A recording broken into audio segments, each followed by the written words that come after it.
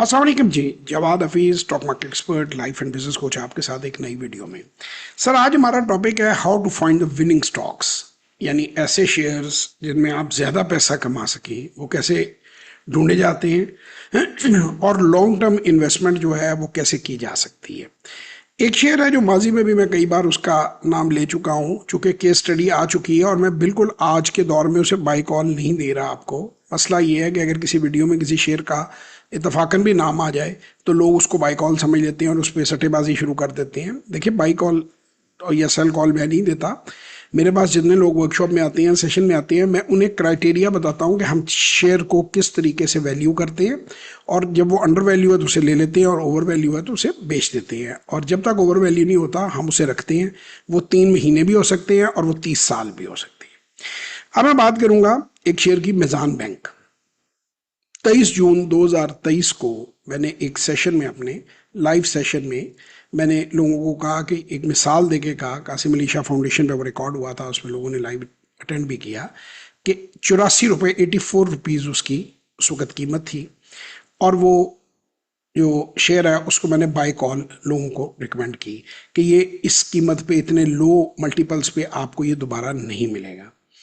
तब से लेकर आज की डेट तक, फर्ज करें किसी आदमी ने उसका कोई भी 1000 शेयर ले लिया होता, 100 शेयर ले लिया होता, कितना भी ले लिया होता, एक साल में उन्होंने 23-24 में 20 रुपए डिविडेंड, और 24-25 में 28 रुपए डिविडेंड, 48 और 7 और अब तक दे चुका है। अब तक 56 रुपीज़ बन चुके हैं जो डिविडेंड की मद में जा चुके हैं। अब 84 में से आप माइनस कर रहे हैं, और इस वक्त मार्केट रेट उसका 277 रुपए है, 277 रुपीज़। अब मैं उसकी वैल्यूएशन पे नहीं जाता कि उसे खरीदना चाहिए, बेचना चाहिए, नहीं खरीदना चाहिए, रखना चाहिए। ये वो चीज़ें हैं जो कि इंडिविजुअल्स को मैं कैलकुलेशंस बताता हूँ।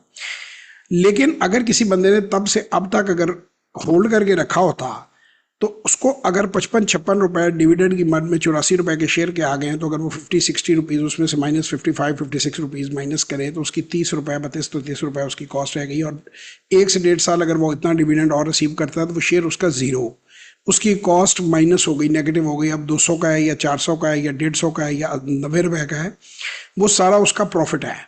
और जब तक वो डिविडेंड देता जाएगा उस वक्त तक वो कंपनी इतना, वो उस वक्त तक उसको पैसे मिलते जाएंगे जबकि ओरिजिनल कैपिटल उसका वापस आ गया है।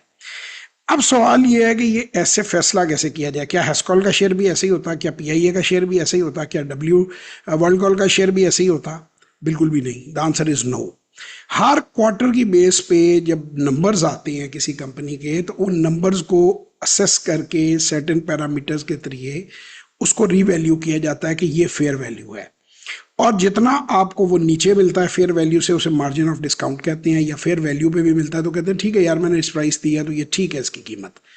और अगर वो महंगा है तो अक्लमंदी नहीं होती उसे खरीदना।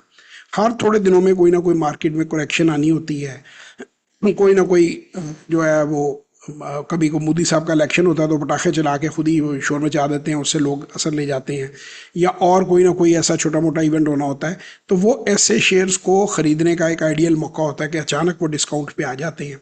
तो आपने मार्क करके रखा हुआ है, आपने वैल्यू निकाल के रखी है, आप उसे खरीद लेते हैं और होल्ड कर लेते हैं, और उसे तब तक होल्ड रखते हैं जब तक वो फेयर वैल्यू से बहुत ऊपर नहीं चला जाता।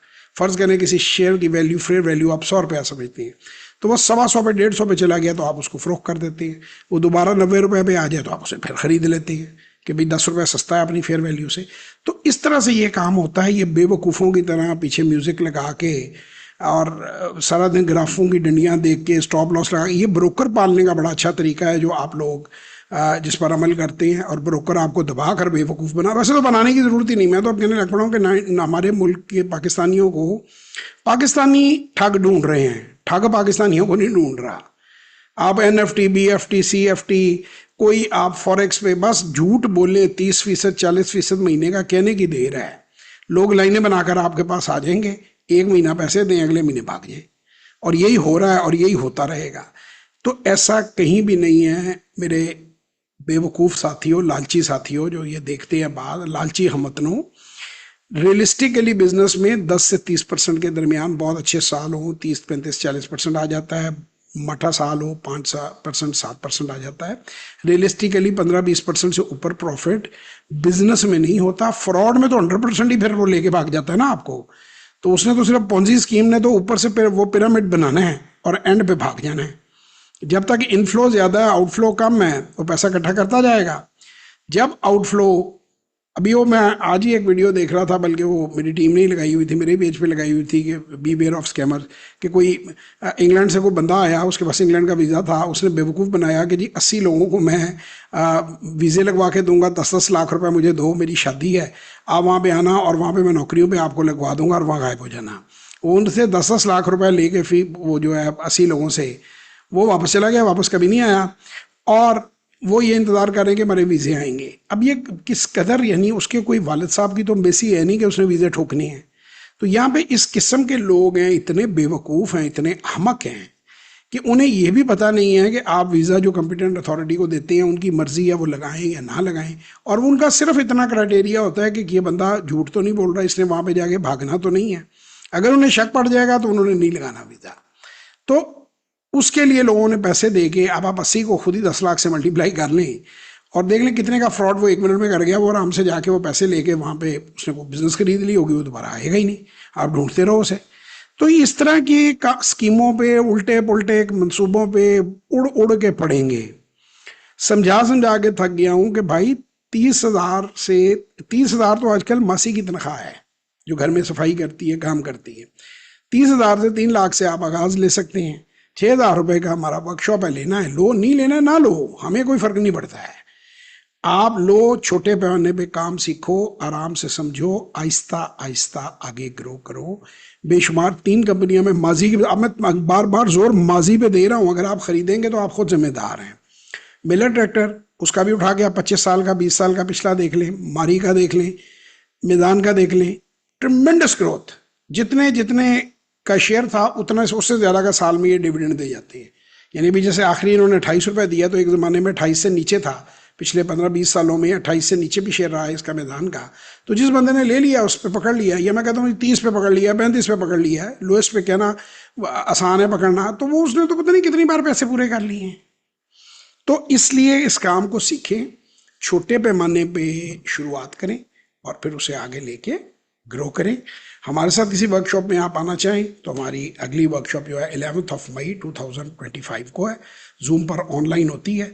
और सबसे आसान तरीका मुझे ढूंढने का, आप जाएं इंटरनेट के ऊपर, गूगल के ऊपर जाकर जवाद हफीज़ लिखें और आपको सबसे ऊपर मेरी वेबसाइट मिल जाएगी।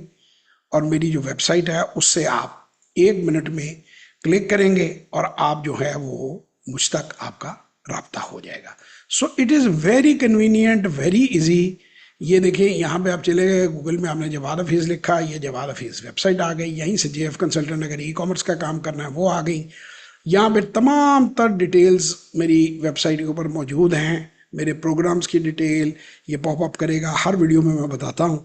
वो यहाँ से आप क्लिक करेंगे, डायरेक्ट आप वीडियोज़ पे चले जाएंगे। ये पूरा प्रोग्राम समझना हो, इसे क्लिक करेंगे, ये आप डायरेक्ट वीडियोस पे चले गए, ये आपके सामने खुल गई, इनको आप देखेंगे। और 1-1 मिनट की वीडियो है, ये देखने की भी सहमत लोग नहीं करते कि 10-15 मिनट में उनको कंप्लीट प्रोग्राम समझ में आ जाएगा।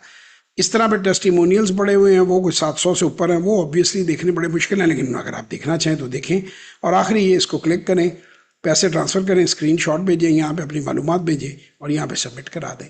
So it's nice, easy and simple. यहाँ व्हाट्सएप करना चाहे 0300946624, 033642422346, 033342422346 पे व्हाट्सएप वॉइस और टेक्स्ट मैसेज भी कर सकते हैं। खुश रहें, अपना बहुत ख्याल रखें, पाकिस्तान में सरमायाकारी करें। जो ओवरसीज़ पाकिस्तानी है वो भी, ये पिछले 20-22 साल की जो मैदान बैंक की इन्वेस्टमेंट है, इसने एप्पल के प्रॉफिट्स को बीट किया है इन टर्म्स ऑफ डॉलर। यानी अगर आप 2002 से लगा लें, डॉलर्स में कन्वर्ट कर लें एप्पल को और इन्वेस्टमेंट को, और आज तक उसको इकट्ठा कर लें दोनों तरफ से, तो जितनी ग्रोथ हुई है वो आप 2000% तकरीबन 2002 से लेकर अब तक हुई है। लेकिन मैं बहुत लंबे चौड़े हिसाब में नहीं जाता कि वो गलती हो जाती है, कोई चीज़ हो जाती है बंदे से, तो मैं सिंपल आपको 2 या 3 सालों का ही आपको बता दिया है।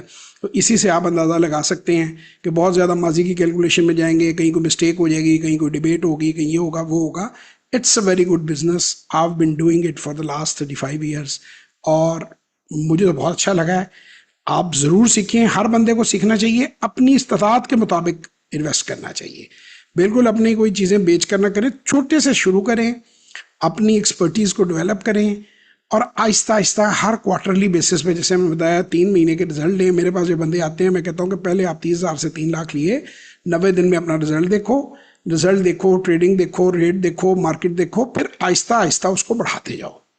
और अगर समझ नहीं आ रही तो वहीं खड़े रहो, और अगर बिल्कुल समझ नहीं आ रही और बेचो और खुदाफिज कह दो। हर काम हर बंदे की समझ में नहीं आता, लेकिन ये इतना मुश्किल काम नहीं है। It's all about numbers. बाकी इस काम को गाली मत दें प्लीज़, इसको क्रिप्टो फ्रॉडियों के साथ, फॉरेक्स फ्रॉडियों के साथ या कमोडिटीज़ के साथ मत मिलाएं। वो टोटली फ्रॉड का बिजनेस है, 2 नंबर का बिजनेस है, उसके अंदर कोई बंदा नहीं बना और ना कोई बन सकता है उनमें। इसमें पूरी दुनिया में मिसालें हैं, इंडिया में उठा के देख लें, पाकिस्तान में उठा के देख लें, अमेरिका में उठा के देख लें, आपको बेशुमार लोग सक्सेसफुल मिल जाएंगे जो कई कई जनरेशन से ये काम कर रहे हैं, दूसरी तीसरी जनरेशन, तीसरी तो हमारी फैमिली की है जो इस काम से वाबस्ता है। तो खुश रहें, अपना बहुत ख्याल रखें, दुआओं में याद रखें। कोई कंपल्शन नहीं है, आपको दिल करता है सीखने का मुझसे सीखें, नहीं तो जिससे मर्जी सीखें। पाकिस्तान जिंदाबाद।